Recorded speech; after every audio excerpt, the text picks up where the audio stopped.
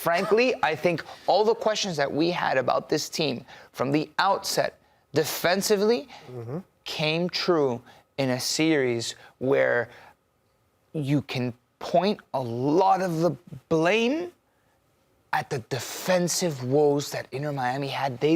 There were moments that were just egregiously poor. The upset of upsets. Atlanta United eliminate Inter Miami in the first round. So here's a look at the updated Eastern Conference bracket. And I don't think any of us anticipated that this is how it would look. There's not a single person in this country that predicted this. No Columbus Arthur Blank Crew. didn't even have this in his bracket. No Columbus Crew, no Cincinnati, no Inter Miami. Absolutely wild. So let's take a look how it looks at the West. A little bit more, this makes a little more sense. Yeah, Galaxy's the 2 seed, not the 7 seed there. Thank you for clarifying. I bet you the conference final is going to be Seattle versus Minnesota, the way these playoffs are going. Yeah. You just never know. And this is part of the reason we love MLS, because it is the league of unpredictability. Right. If it's scripted, it's been scripted by a raccoon with rabies.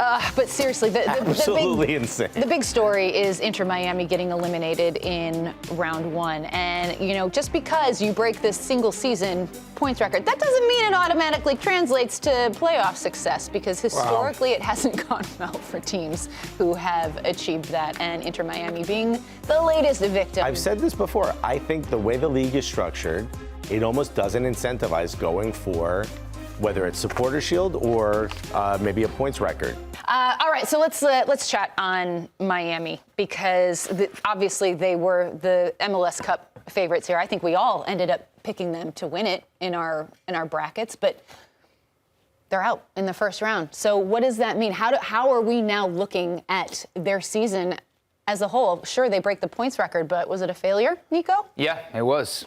When you break the points record, when you have a team as stacked as Inter Miami, midfield forward.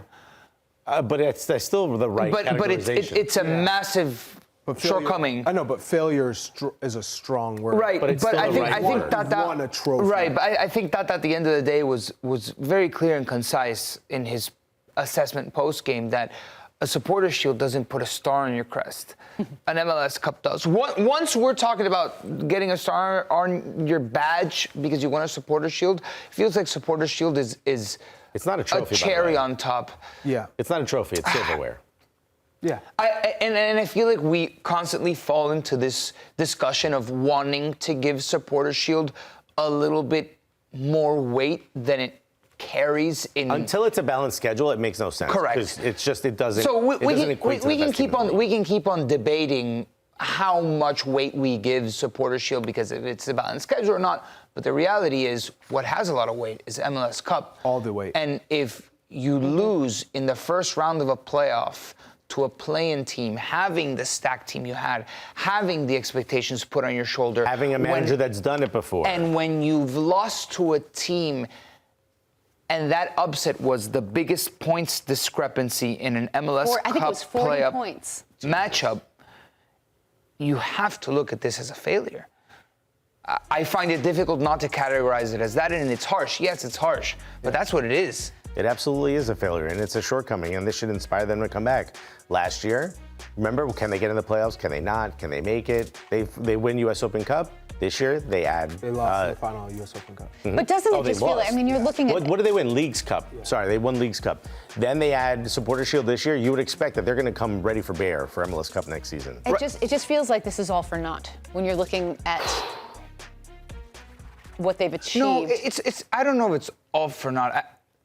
It's undeniable that the club has grown tremendously and significantly since its foundation. Certainly. Since its founding, since Messi has arrived, the club has taken not just significant, extraordinary strides beyond everything that we could have thought where Inter Miami is at. They are one of the most, if not the most recognized brand in Major League Soccer. They play football. They're the biggest club in this what's the word? With North Hemisphere. America. Yeah. Is it hemisphere though? 'Cause Sure. South America. Club America. Okay, yeah. From on the continent. Continent was the word I was More looking than for. like Monday it's morning, up there. folks. It's suddenly from day to night, night to day. It became just as recognizable as Club America. Words are hard. Our producer goes, there's 7 of them.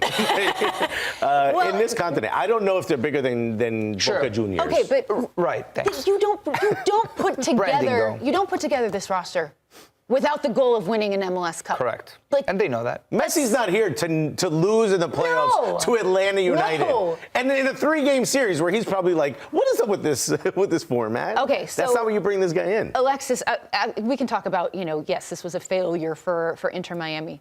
For Major League Soccer, how big of a disappointment is this to not have Inter Miami and this host of stars advancing past the first round of the playoffs? The calamitous. This is, if I was Don Garber, I'd be kicking down bookshelves in my office because you bring in someone, Lionel That Messi. was tame. I was trying my hardest not to get in trouble so early. I just forgot the word continent. Give me a chance here.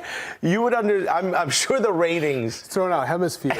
I'm sure the ratings are going to have a significant drop.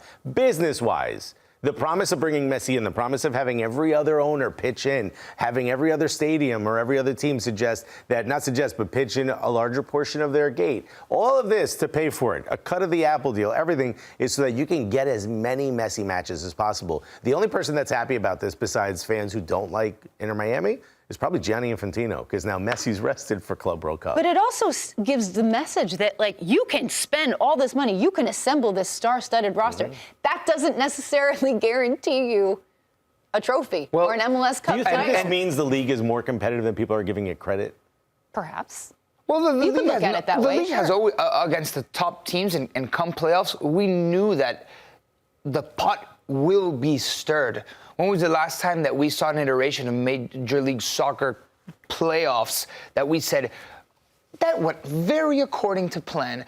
Oftentimes, it doesn't happen. And frankly, I think all the questions that we had about this team from the outset, defensively, came true in a series where you can point a lot of the blame at the defensive woes that Inter Miami had. There were moments that were just egregiously poor. David Martinez giving the ball out of the back, and the spaces that were left open. It was horrendous. In this match, in this series, we saw Drake Callender, his inconsistencies, poor positioning, getting beat at the near post, the mistakes that he made, along with the back line, knowing that Atlanta had a game plan, which is we're going to counter the hell out of Inter Miami. And you saw the lack of pace, the lack of organization. I'll also throw in, without someone who I called as an MVP in Sergio Busquets, what he means to this team in terms of glue and building out of the back and organization and being the start of all the attacking possessions. Without him on the pitch, you saw people were a little bit lost. And Starting positions were adjusted. Messi had to come, deeper to get on the ball instead of receiving it closer to goal. For me, Inter Miami, you saw the holes in their roster. It was much more evident without Sergio Busquets, who has been their glue for the whole season. He had played the most minutes especially during as all a the field injuries. player. He was there. He was there throughout all the injuries. But I think also the beauty of a 3-game series or an extended series, not just a home and away, gives you an opportunity to attack those flaws and really find what those flaws are in those teams. When we spoke to Matt Freese, we asked him, at this point, before that match, they had seen Cincinnati 4 times in the last month. And they're like, we really know each other really well. I don't know exactly what we're going to see in tape that we haven't seen already. And I think that's where Miami can surprise you if it's just a match within the season. But in a 3-game series, there's no more surprises. No, You know I exactly think, where but I think over a 3-game series, Miami, it's not that they're supposed to surprise you; they're supposed to beat you. Over 3 games, Inter Especially with Miami 2 matches at home. couldn't get the. But not only that, you had matches up until MLS Cup at home. With all of that being said, in 3 games, the one that was surprising us was Atlanta. Inter Miami over 3 games should have been better than Atlanta, and they weren't. That's the reality of the situation, and that's why you can't go and say it's luck. It shook things up. Yeah, I mean, 270 minutes, Inter Miami were the worst team, and that's inexcusable, frankly. That's absolutely inexcusable. I think it's very important to shout out Rob Valentino, what he's been able to do with Atlanta United. The substitutions he made at the right time in this game, taking Muyumba off, taking Dax off. Dax gave you an incredible 60 minutes, winning most of his duels, the passes that led to the goals. Dax was phenomenal in this game. Brad Guzan was phenomenal in this game. But Dax's vision, I've played with Dax for a number of years, youth national team, club. One of the most underrated players that I've seen throughout my career. Just an incredible player in terms of finding spaces for his teammates, being able to play balls into space, picking up second balls. He's a tough tackler. He's small, but he's mighty. Feisty and small but mighty. He's got this big presence. And he always plays with a chip on his shoulder. We had I absolutely love how Dax McCarty in his last year is showing just what made him so because good it keeps for going. so long. We have Bradley Wright Phillips on Cooligans. Download and subscribe. And I asked him, I said, what was the moment when you first come to America that made you realize, like, oh, MLS is not like this patty cake league that everyone makes it out to be in Europe? And he said Dax McCarty, when he saw him in training, he's like, he's like, I've never even heard of this guy. How's he this good? He doesn't lose any balls. He knows exactly where to pick out a pass. And you saw it. Even in his last year, he still has that energy to do it in the playoffs. Yeah. Absolutely incredible. No, he was amazing. And Brad Guzan stood on his head in this one. I think he had 8 saves in that game 3. It was unbelievable. In the series, Brad Guzan was extraordinary. Extraordinary. Even for getting caught in a fishing net, which I thought was really difficult. That was quite a... We used to call him the polar bear. And quite it a looked moment. like a polar Yes, bear it did. getting caught in a net. Yo. It's crazy, though. So when Dax was with the Chicago Fire, and I got to do an interview with him and Bastian Schweinsteiger, and I remember Bastian Schweinsteiger saying that, talking about the quality that Dax brought. And this is a World Cup winner. This is a guy who won Bundesliga titles. He was blown away by Dax McCarty. So it's a great shout and amazing to see, especially in his final season. I mean, you can't script this. Dax would always say, if I wasn't American, I could play on any team. Yeah. And I remember Thierry telling me that Dax would always say, if I wasn't American, I'd be.